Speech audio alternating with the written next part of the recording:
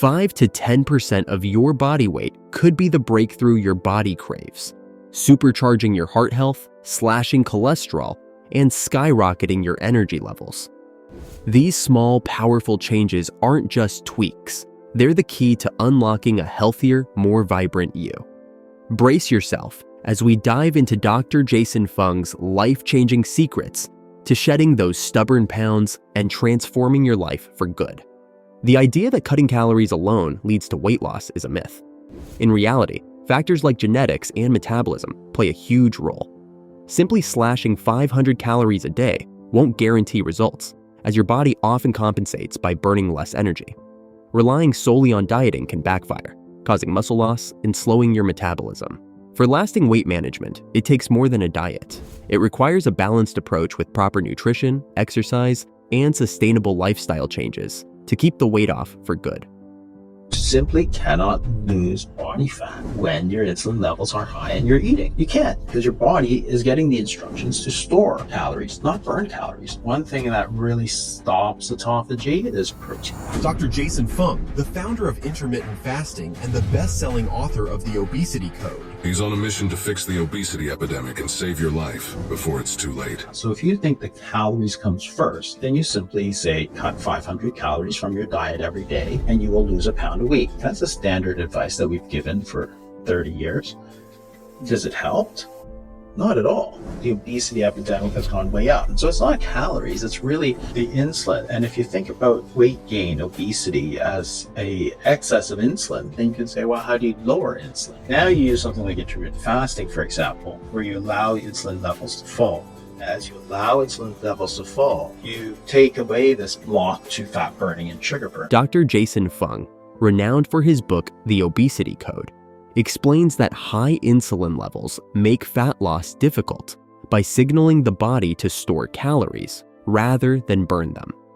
Instead of focusing solely on cutting calories, Dr. Fung emphasizes the importance of controlling insulin levels, arguing that obesity is more connected to insulins than calorie intake. His solution?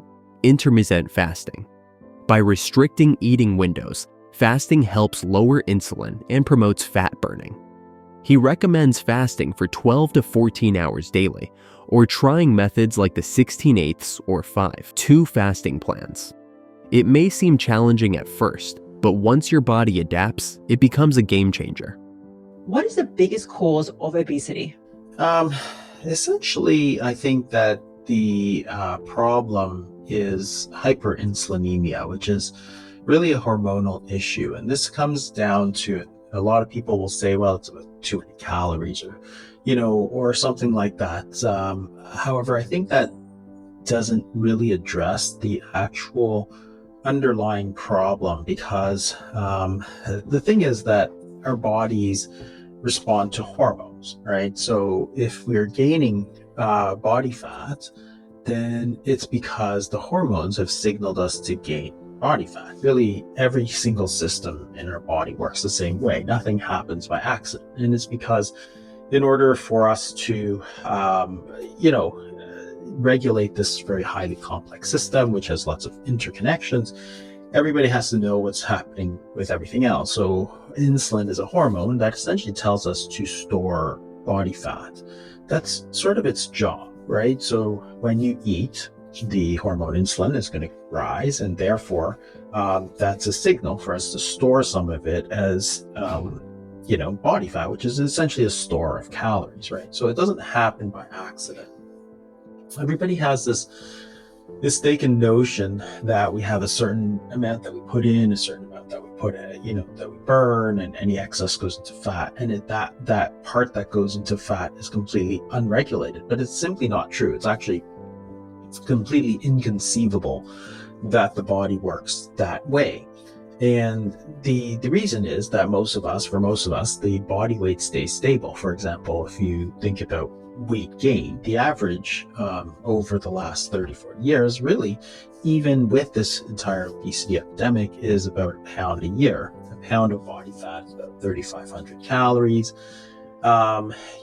which is about 2 days worth of eating, which means that our bodies like we have to match the amount of calories we eat with calories we burn to within like a 99%, failure rate, right?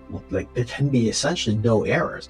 Yeah, we don't know how many calories we eat and how many calories we burn. So how can you maintain it within a 99% sort of accuracy without that? So this idea that it's simply some unregulated dump of calories is not true. So if you think about it that way, then what happens is people just say, oh, I eat less calories, which is just not useful advice. And I don't know why people think it's useful. Like that's the same advice that we've been giving for 25, 35 years, and it really hasn't helped anybody. You look at the number of people who have had struggled today, and essentially all of them have done calorie counting and it doesn't work. So it's not understanding that it's not calories, because our bodies respond to hormones. There is certain calories are going to stimulate insulin more than other calories. So if you eat cookies, you're going to stimulate insulin more, which means you're going to store more of that as body fat, which simply means, and you compare that to an egg, for example, then you don't stimulate as much insulin, which means you don't store as much of those calories as fat, and you burn more of those calories, right? That's all that happens.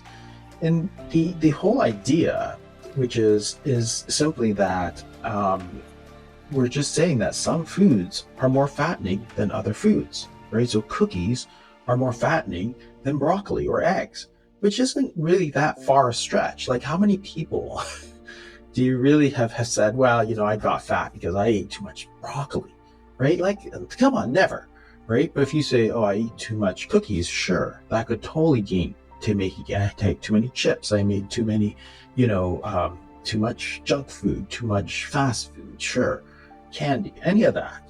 But, oh, I ate too much salmon. It's like, I don't know. I don't know that that's actually a reason. So it's not calories. It's really the insulin. And if you think about weight gain, obesity as a excess of insulin, then you can say, well, how do you lower insulin, right? Because that sets you on the right track. And that means to say that, you want to eat foods that don't stimulate as much insulin, as in eat more food that's less fattening for you. Which again, if you simply go back, to the 60s and 70s, you could find all this advice in all the popular media, right? Like, don't eat cookies if you want to eat weight, cut out the starchy foods, cut out the sugary foods, cut out the desserts, cut out the snacks, right? And it's very simple. But see, the thing about hyperinsulinemia, so if you think about insulin is a hormone that tells your body to gain weight. That's its job. The problem is that you have too much of it. The reason you have too much of it is because you're eating foods that stimulate it more than it should. But you can also see that a lot of the diseases that follow along are also diseases of too much insulin. So type 2 diabetes is also a disease where it's very easy to measure. You measure insulin levels, they're sky high. The disease is that you have too much insulin. So therefore you have to lower it. And if obesity and type 2 diabetes then lead to all those other diseases like heart attacks and strokes and all those other things. And again, you can follow the medical literature and you can see hyperinsulinemia is a huge risk factor for all kinds of diseases, including cancers, including heart disease and all that. So a lot of these diseases are diseases of sort of hyperinsulinemia, which come back down to not simply eating too many calories. That's not the issue. Like, you eat a lot of broccoli, like you can eat excessive amounts of broccoli, like calories like broccoli, and you simply won't gain weight, right? Because other things will happen. Your body's going to adjust, because if you're not stimulating the insulin, you're eating all those calories, well, your body's going to burn it, right? It's not going to store it because you didn't tell it to store it. And because of that, then you're going to want to stop eating it because your body has natural satiety mechanisms. Whereas if you store it, and this is the thing, I don't really understand how these calorie people don't understand it. Suppose you eat a food that is very stimulating for insulin. So you eat, white bread and jam, right? Lots of sugar, lots of refined carbohydrates. So we know that the minute you eat that food, that you can eat, say, 100 calories of that compared to 100 calories of an egg. The difference is that the white bread and jam is going to spike your insulin through the roof, whereas the egg is not, right? So you have to pretend that those calories, that hormones simply don't matter for our body, which is obviously a very difficult thing to reconcile. However, if you say, okay, that insulin, you take 100 calories, insulin spikes way high, okay, with the white bread and jam. That's going to tell your body to store all of those calories. So now those 100 calories goes directly into fat stores, because that's how your body stores calories. Well, if all of that went into your stores, you have nothing left, right, to use for energy. So you eat that white bread and jam. You know, a few hours later, your body's like, I have no energy because everything's stored away. I can't use it. So therefore, it's going to make you want to go eat, which is exactly what happens, of course. So you eat that white bread and jam, which is all refined carbs. Then by 10:30, you're just ravenous. You're looking for something else to eat, right? Whereas you eat that egg, your body didn't store that much of it as calories, so therefore it's burning it, and it's not going to, and you're not going to need to eat at 10:30. So it's like, you know, all these people say it's all about calories, all about calories. Like, what are you talking about, right? What happens to those calories the minute you put them in your mouth is completely different depending on what the hormones tell it to do. So why do you pretend that it's completely irrelevant? And by ignoring that sort of physiology of what happens to food and hormones in our body, they sort of set up this entire thing where everybody's just sort of counting calories, you know, so they're eating these foods, but they're not watching what's happening after that. A lot of it gets stored away. So therefore, at the same time that they're storing all this excess, you know, body fat, because it's a store of calories, they're ravenously hungry and wondering, you know, why am I so hungry? It's like, well, because you didn't sort of fix that whole problem where you need to use, you know, instead of storing energy, you want to use the energy. So the whole thing is sort of misguided, and it's always a little bit, you know, I always get a little discouraged that people there's no effort to make people have people understand this, right? All the sort of, you talk to any so-called experts or, you know, dietitians and doctors and stuff, and it's all about calories. Well, why don't you pay attention to what type of calories you're eating? Because it's really important. Like, it's not like irrelevant, right? Which people say it is, because they're like, oh, you know, 100 calories of cookies is as fattening as 100 calories of broccoli. No, they're not, because the way you store it is different depending on what happens to your hormones once you eat it. Furthermore, Dr. Jason Fung shed light on the leading cause of weight gain: high insulin levels, not just eating too many calories, as he explained earlier. He said that hormones, like insulin, play a big role in how our bodies store fat. When we eat foods high in carbs, like cookies or white bread, they spike insulin, leading to more fat storage and increased hunger. On the other hand, foods that don't raise insulin as much help the body burn fat more efficiently. Hyperinsulinemia, where insulin levels are too high, can lead to obesity and other health issues like type 2 diabetes. Dr. Fung suggests focusing on a diet that avoids insulin increase by choosing healthier carbs like fruits and vegetables over processed foods. Because I was very interested in the question of how to reverse type 2 diabetes. So a lot of kidney disease is caused by type 2 diabetes.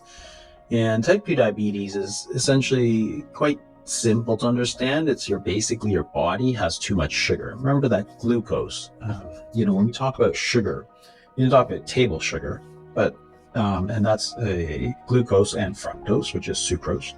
But sugar is a generic term that includes glucose. So if you eat carbohydrates like bread, starchy foods, basically, starches are long chains of glucose, which is a sugar, right? So when your body has too much glucose, then it can store some of it, but then eventually it spills out of blood. Your blood glucose, which is your blood sugar, goes up, and you get diagnosed with type 2 diabetes, which is really the biggest cause of kidney disease. Although Dr. Fung is also a kidney specialist, he wrote the Diabetes Code out of his passion for reversing type 2 diabetes, a major cause of kidney disease.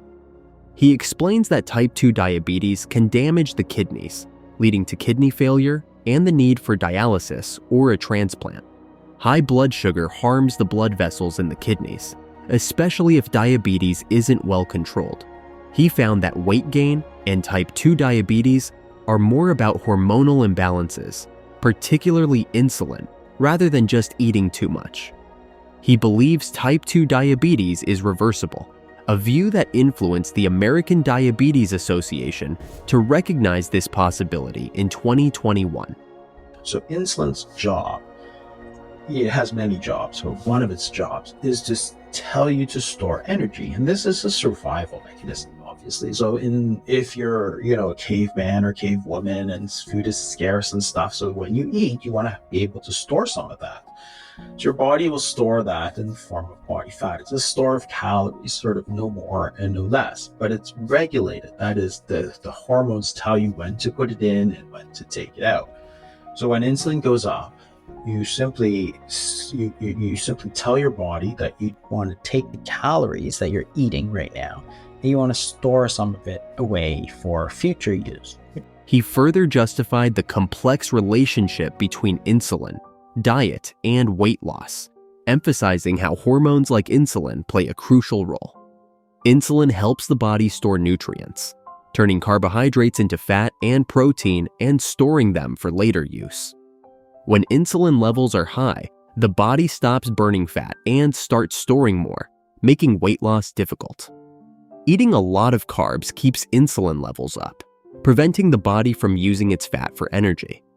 Conversely, cutting carbs can boost fat burning and reduce fat storage. Dr. Fung also points out that a diet high in processed carbs and unhealthy fats can lead to insulin resistance, where the body struggles to manage blood sugar levels. Over time, this can cause serious health issues. He suggests that understanding your body and diet is key to addressing hormonal imbalances that contribute to weight gain. He references a study from the Deep South, showing that while people there consume similar calories to those in other regions, the higher obesity rates are due to the poor quality of those calories, mostly processed foods. This highlights that weight gain isn't just about calories, but the hormonal effects of what you eat. No, it always is. It always is a calorie deficit if you lose weight. But there never actually is a calorie deficit, right? It's a balanced equation. That is, if you look at body fat, equals calories in minus calories out, right? There's no inequality there. It's a balanced equation. There are three variables that have to balance.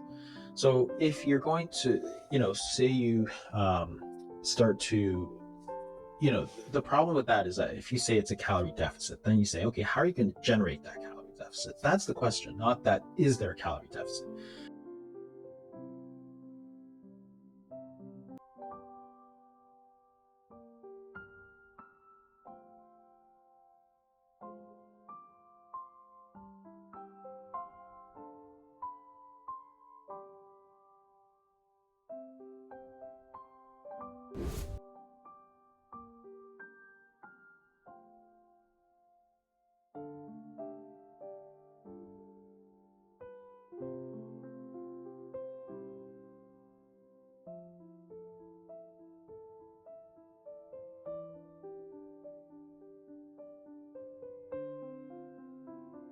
If you have alcoholism, drunkenness equals alcohol in minus alcohol out. And I say, well, people are drunk because they're suffering from depression or something like that, right? And it's like, oh, that's not the problem. The problem is alcohol. You need to be in an alcohol deficit. Then he compares managing weight to tackling addiction, like alcoholism. He says that just as treating alcoholism isn't just about how much alcohol is drunk, but addressing deeper issues. Weight management isn't just about cutting calories. It's about fixing hormonal imbalances. High insulin levels, for example, lead to more fat storage and increased hunger, making weight loss harder. An old advice you may have got often is simply eating less to lose weight, noting it hasn't worked well for the obesity crisis. Focus on a healthy diet, regular exercise, good sleep, and managing stress to balance your hormones and support weight loss. Insulin, a key hormone the pancreas makes, helps store and use blood sugar. But when insulin levels are high for too long, it can cause insulin resistance, to gain weight and problems like type 2 diabetes. Dr. Fung suggests addressing these hormonal issues by cutting back on processed foods and using strategies like intermittent fasting. Yeah, because it's been used for thousands of years. But the thing is that fasting is simply a period of time that you allow. When you set aside a period of time not eating, you're going to allow your insulin levels to fall, right? And that's the whole problem when you eat all the time, is that you're not allowing your insulin levels to fall. And so only when you allow those insulin levels to fall, then you now signal to your body to start pulling those calories back out of storage. Right? That's really the only way you can do that, which I always thought was funny, because people are saying you should eat 10 times a day. That was the prevailing wisdom when I started talking about it. And it's like, then you should eat 10 times a day to lose weight. I'm like, how do you expect that to happen? Like, physiologically, you simply cannot lose body fat when your insulin levels are high and you're eating. You can't, because your body is getting the instructions to store calories, not burn calories. So essentially, if the only time that you can actually pull those calories out of storage is to let insulin fall and fasting is probably the most efficient way to get there, then why don't you simply extend the period of time you spend fasting? It totally makes sense, right? From a physiologic standpoint, it makes sense. There's no reason why you didn't do it. People have done it for thousands of years. It's, you read about it in, the Bible, you read about it in every sort of major religious text, and Buddhism and Hinduism and, every other major religion, Islam, whatever you want to do, there's fasting built into it. So therefore, it's not some crazy thing that I just sort of made up, right? It's been used for thousands of years. So if there's a problem with it, we would have known about it ages ago. So now that we actually have a problem with excess obesity, why can't you use it then as a tool to improve your metabolic health? Because you're allowing your body to normalize those insulin levels that are too high. That is, your insulin levels are too high, so the fasting allows you to bring it down. Is it fun? No, not really. I didn't say it was fun. Dr. Jason consequently suggests fasting and talks about how fasting can help manage insulin levels and improve health. Too much insulin can make your cells resistant to it, so fasting helps by lowering insulin levels. Fasting for 16 hours gives your body a break and lowers insulin, which helps burn fat and decreases the risk of diseases like diabetes. Fasting isn't new. It's been practiced for thousands of years in various cultures and religions. It helps clear toxins from your body and forces cells to find other energy sources when glucose isn't available. This leads to gluconeogenesis, where the liver makes glucose from fats and proteins. As a result, your metabolism becomes more efficient and your heart rate and blood pressure drop. Not only this, fasting also triggers ketosis, where your body burns stored fat for energy. This helps with weight loss and balancing blood sugar. Like exercise makes your muscles stronger, fasting helps your cells adapt and become more resilient, especially when done with breaks in between. Yeah, exactly. That's how people have always used it. Like, so certain times, certain periods of the year, for example, you're supposed to fast, right? I remember, I'd go to church, Catholic church, and every year around Easter time, they talk about Lent and fasting and all that, like every single year.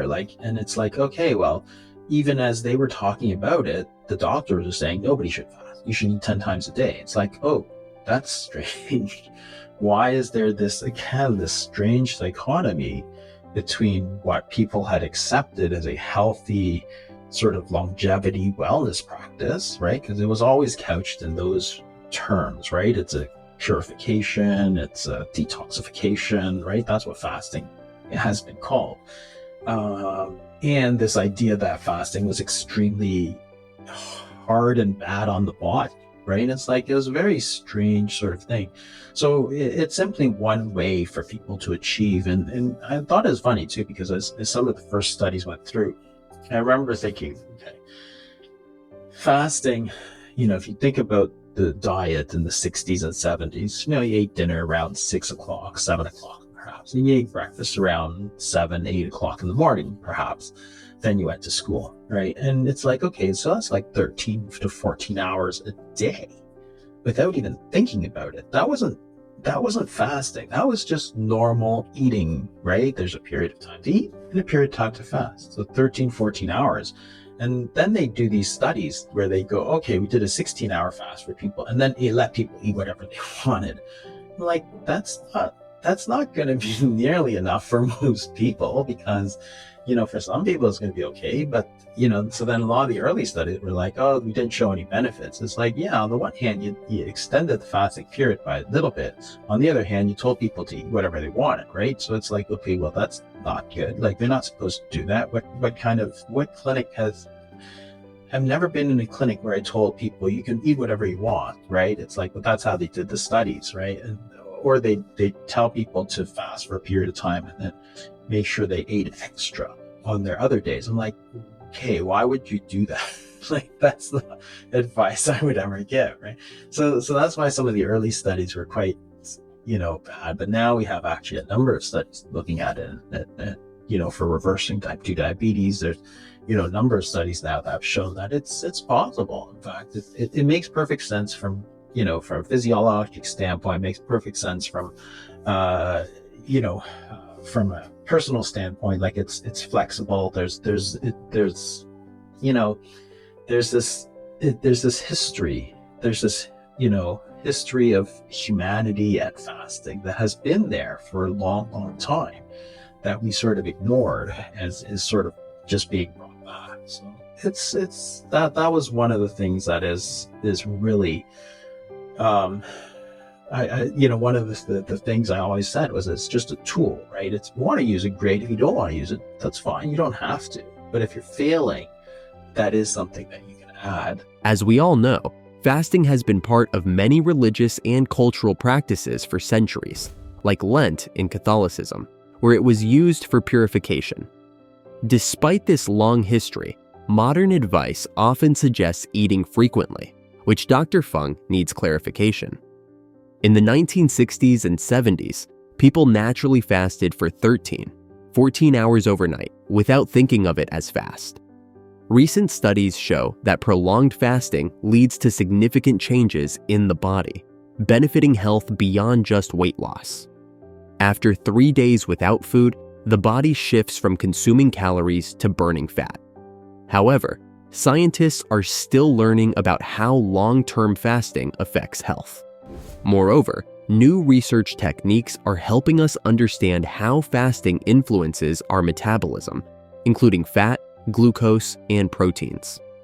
It also looks at how fasting impacts mood and emotional health. While fasting isn't for all, it can be a helpful way to manage obesity and diabetes, offering a valuable option for improving health. I think breakfast is, the thing is that you can eat breakfast, but remember, the meal that breaks your fast is the meal that breaks your fast. Whether it's in the morning or not, it doesn't matter. Like, you can break your fast at noon, you can break your fast in the evening. It's still when you break your fast, so you can skip it. So, it's some people, they skip breakfast, and other people will say, oh, that's really, really bad for you. But it's not. At some point, you have to break your fast, right? I mean, if you wake up at 7 and break your fast at 7, it's fine. If you wake up at 11 and break your fast at 11, it's fine. It doesn't mean you need to set your alarm, wake up 4 hours early to eat, and then go back to sleep. Like, that doesn't make any sense.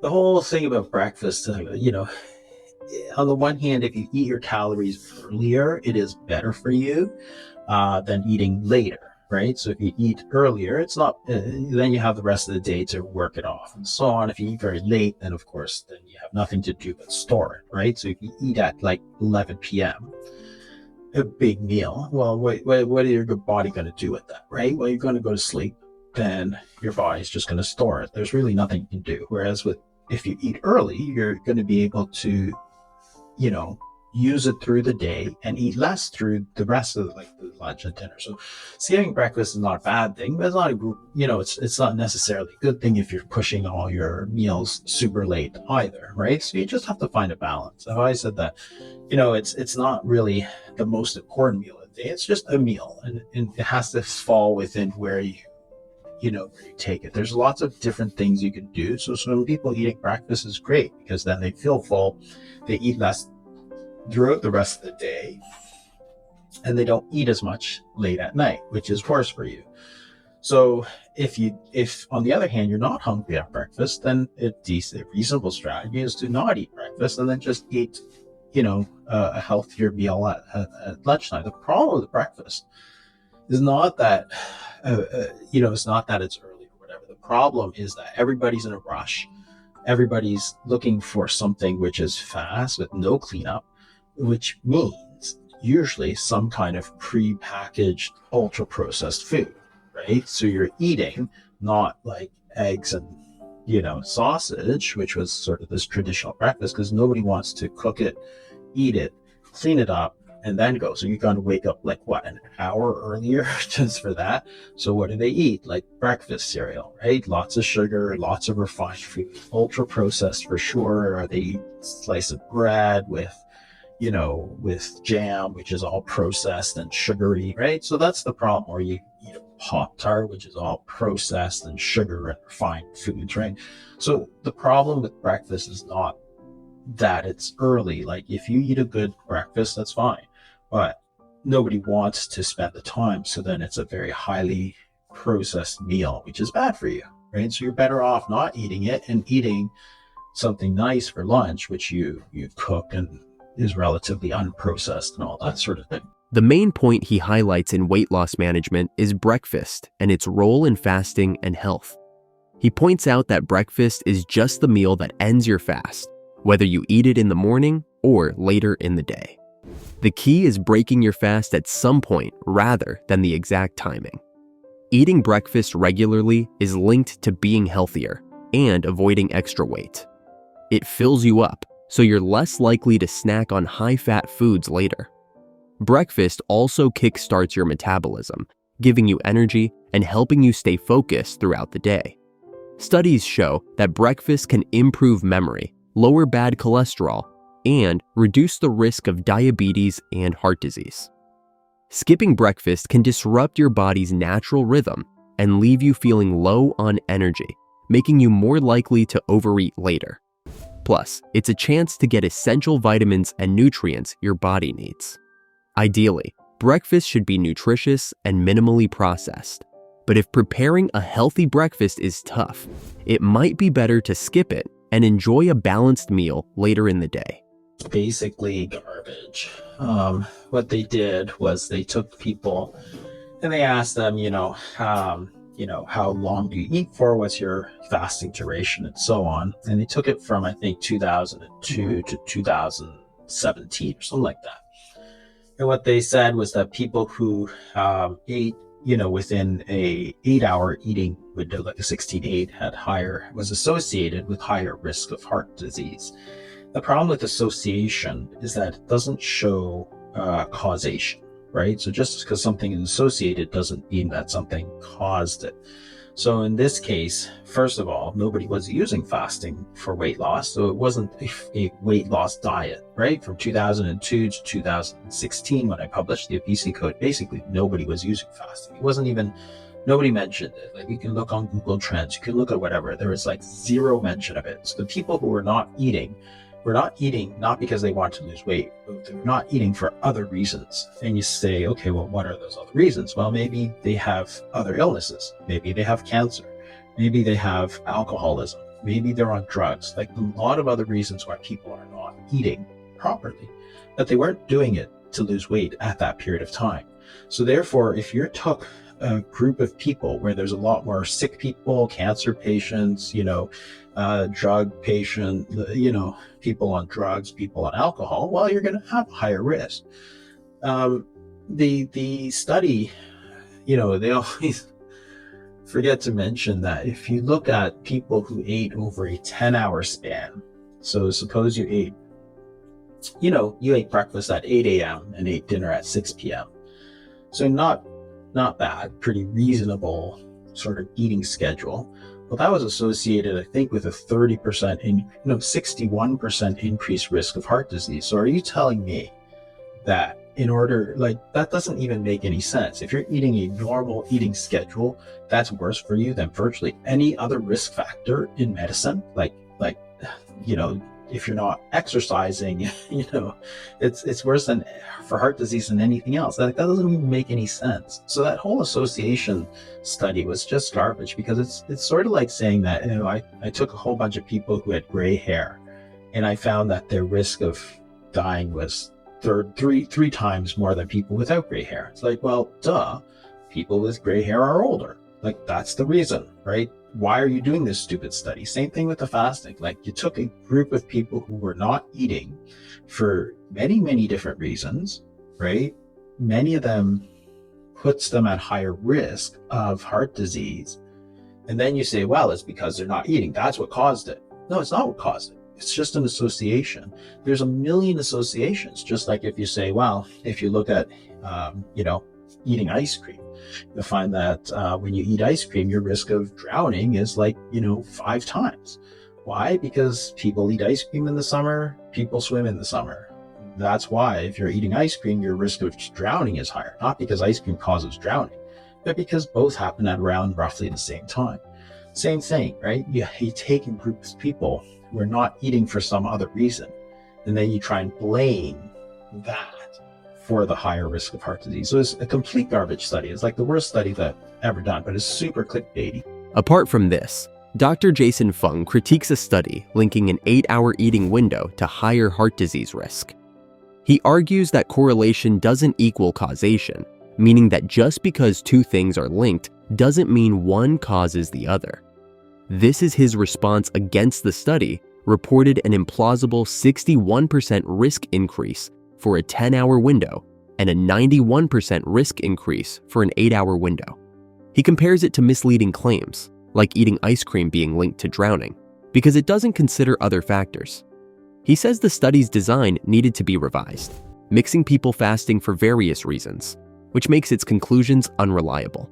There isn't really. They can all work. Some people like different ones. So some people like long fast and some people like short fast. So every day you're supposed to have a fasting period, right? That's where the word breakfast comes from, right? You break your fast, right? It means you have to fast to break your fast, right? You're not supposed to be eating all the time.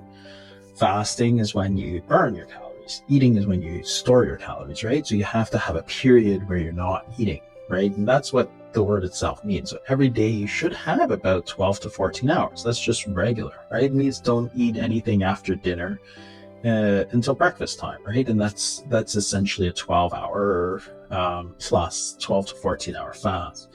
Then if you want to lose weight, then you can push it up. You can do 16.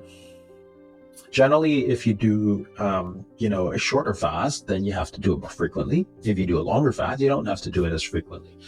And you can do any of them. So 16 hours, you can go 18, you can do 24, you could do 2 days, 3 days, 4 days, 5 days, whatever you really feel like. So there's a lot of people who, like one versus the other. And I have a lot of people, I'll tell you, who like the long fast and not so much the shorter fast. So they'll still maintain that sort of 12-hour fast, but they don't do the 16 every day, right? Because it's less, they don't like it. Like, everybody's different, right? Some people like one thing, some people like the other thing. It's not right or wrong. You simply have to adjust it to whatever works for you, right? So that's the thing. So you have to sort of experiment and see what works for you, because obviously if you're one of these people that really likes the 3-day fast every so often, then you should do that, because if that maintains you at your goal, then good on you. Then there's no reason why you shouldn't do that, as opposed to other people who would say, oh, I can't do that. I can't go more than 18 hours. So they do 16 hours or 18 hours and it does well for them. Well, they should do that and you should do that. So there's no right or wrong answer, but you do have to sort of experiment a little bit to find out what's. As per researches, with rising rates of obesity and overweight, affecting over 1.9 billion adults globally, finding effective weight management strategies is crucial. There are many types of fasting. One adapts to any type depending on their choices and conveniences. Fasting has no one-size-fits-all solution. It depends on what works best for you and your goals. One popular method is time-restricted eating, where you eat during a set period each day and fast the rest of the time. For example, in the 16/8 method, you eat 8 hours and fast for 16 hours, like eating from 10 a.m. to 6 p.m. Another simpler option is overnight fasting, where you eat within a 12-hour window from 7 a.m. to 7 p.m. Along with this, circadian rhythm. Fasting involves eating according to daylight hours, within an 8-12-hour window during the day. With alternate day fasting, you eat according to your routine one day and then consume 25% of your daily calories the next day, which can be effective for weight loss. Further, the 5-day fast can be a strict water-only fast or involve 1-2 low-calorie meals, totaling 800 calories daily over 5 days. Lastly, the 5-2 diet involves eating normally for 5 days and limiting yourself to 500-600 calories on 2 non-consecutive days each week. Trying out different methods will help you find what fits best with your lifestyle and goals. Protein is mostly for autophagy. So this is sort of an ongoing discussion, because if you look at autophagy, this is a process where your body sort of breaks down some of its subcellular components. And it sounds really bad, but it's actually not. It's actually really good for you. So one of the things is that there's autophagy and there's mitophagy, which is autophagy for mitochondria, which is the sort of energy generating parts of the cell. And the reason it's good to break down these sort of subcellular components is because after you break them down, then you can build new ones. And same thing with the mitochondria. Once you break them down, then you can generate new ones. And when you think about that process of breaking down old stuff and building new stuff, it's really a process of rejuvenation. So really, when you're talking about autophagy, it's very popular in terms of longevity and all these people who like to discuss it. And one thing that really stops autophagy is protein.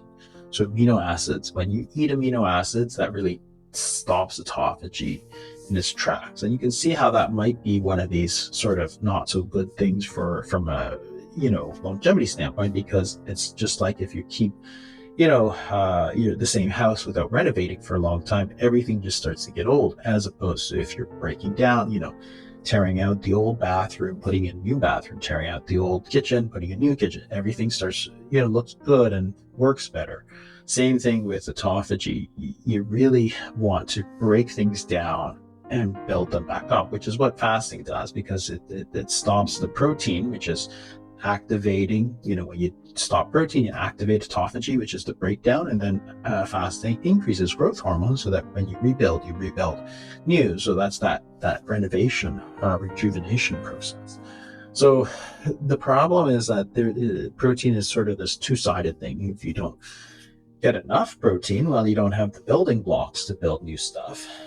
If you eat too much protein, then perhaps you may activate this mTOR, which is a nutrient sensor for amino acids, and stop autophagy kind of cold. So it's sort of this nobody knows where to go with all this. On the one hand, there are people who say, oh, you should take drugs like rapamycin to stop mTOR. On the other hand, they're saying, oh, well, but then you need to eat more protein, which increases mTOR. So we don't know really where this whole process is going to lie out. My guess is that it's going to be one of these cyclical things. So once in a while, you should have sort of lower protein, like during fasting, and then the other times you should have relatively high protein because you want to rebuild it. So it could be one of these things that needs to cycle between one and the other, as opposed to sort of you need this, right? And the thing is that everybody thinks that you need this, but the human body never is like this. It's always up and down, up and down. It's always cycles, right? Same as fasting and feeding. You have to fast and then you have to feed. You don't just go all the way across. It's actually really bad for you to do that. It's probably the same for a lot of things. Same as muscle growth, for example. You want to stress it sometimes. So that's how you build muscle, right? If you lift the same 5-pound weight all the time, that's not nearly as good for you if once in a while you lift 20-pound weights, right? It's just the way the human body is. It doesn't really like that sort of stable sort of thing, because it doesn't keep it healthy. Dr. Fung also talked about one of the important processes in our body in the matter of fasting, autophagy. It is a key process where your body cleans up and recycles old or damaged cell parts. It helps keep cells healthy and can support longevity. One part of this process, called mitophagy, specifically targets and renews mitochondria, the cell's powerhouses. Amino acids from proteins play a big role in regulating autophagy. When you don't have enough amino acids, autophagy cleans up cells. But autophagy gets turned off when you have many amino acids, like leucine, tyrosine, and phenylalanine. This happens because these amino acids activate a complex called mTOR, which suppresses autophagy. To maximize autophagy, consider cycling between lower protein intake during fasting periods and higher protein intake when rebuilding. This approach helps balance your body's needs, keeping it adaptable and healthy. See, the whole idea with Ozempic is that by stimulating GLP-1s, and remember, it's also very super physiologic, so it's not a normal amount of GLP-1. It's a very high level of GLP-1. And that's basically makes you not hungry, which makes you not want to eat. So it really does something very similar to fasting, because a lot of people will not eat while they're on this because they're nauseated. So it's not that they're against each other, that one is better than the other. They can actually work together, so it's not a problem. The problem is that if you don't learn good habits while you're taking the Ozempic, good dietary habits, then when you stop it, the weight comes right back. So it's a very temporary fix. So because metabolic disease is a process that takes decades, it's like, what are you going to do? Take it for decades? It's possible, but it's not easy. So, I've prescribed a lot of it because it's a drug that has good effects for diabetes, for example. I take care of a lot of people with diabetes. So I've prescribed it quite heavily over the last 5 years. And I'll tell you that it's far from a panacea. People think it's great, it's going to cure everything. But the truth is that a lot of people just don't stay on it.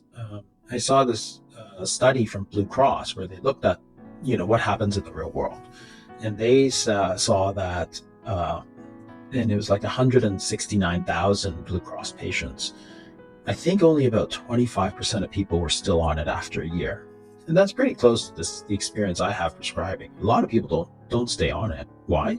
Because you get nauseated, because you don't enjoy your foods, because, remember, the whole idea is that if you're not hungry and you're nauseated, you're not going to eat. But it takes away the pleasure of eating. And the pleasure of eating is one of life's great pleasures, right? You think about what all cultures, everybody's like, oh, let's celebrate, let's go get something, go to a nice restaurant, let's get some, something delicious, right? That's how you enjoy yourself, right? That's one of the sort of universal things that all humans do. And if you take that away, well, it's not so fun anymore, right? So it's hard. You can do it for 6 months, but can you do it for 4, 5, 6, 7 years, let alone like 20 years? 20 years is a long time to never enjoy your food, right? After a year, most people are like, you know what? I don't think it's really worth it, right? So the thing about fasting, because it's different. You actually heighten your enjoyment because you're restricting yourself. Therefore, you enjoy it all the more when you do take it.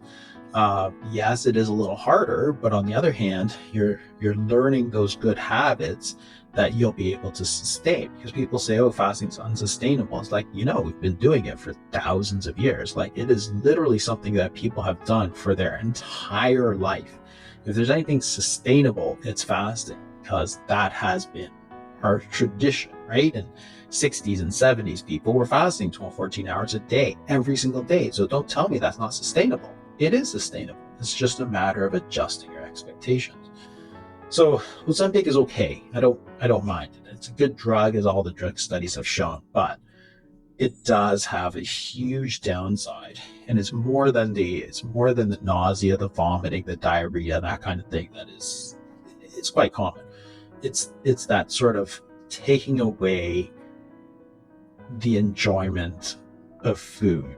Like, you will never be able to enjoy a good meal. People tell me, oh, I go out there and I look at it and I just feel sick. It's like, oh, well, that's nice. Say you're going out to your nice birthday dinner that somebody splurged for you, and you're like, oh my God, I cannot eat that steak. That is literally going to make me throw up, because that's what Ozempic will do, right? And that's what it's supposed to do. That's how it gives you the benefits. But if you can learn how to do it yourself, then you're actually much better off. I don't mind if people want to do it as a crutch, as, whatever they want to do. I'm not against medications, but It's, if you expect it to solve all your problems, then I think you're going to be mistaken. It's actually not that.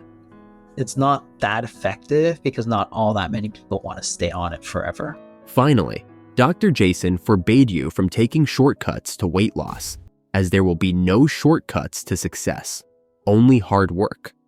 He talked about OIC, or Ozempic, a medication that helps with weight management by boosting GLP-1 levels, which reduces hunger and cravings.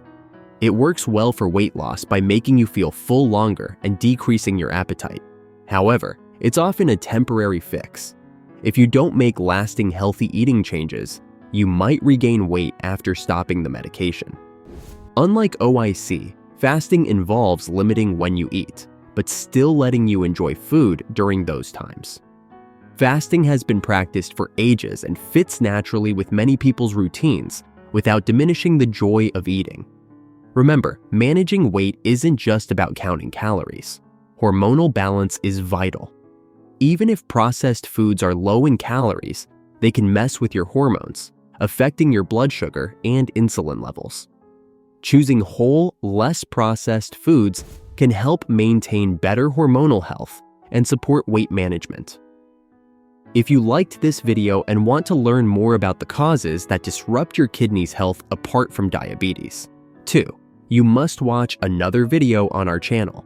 Don't miss this, Kidney Health Secrets Doctors. Don't want you to know vertical bar, Barbara O'Neill. Don't forget to hit the like button and subscribe to my channel.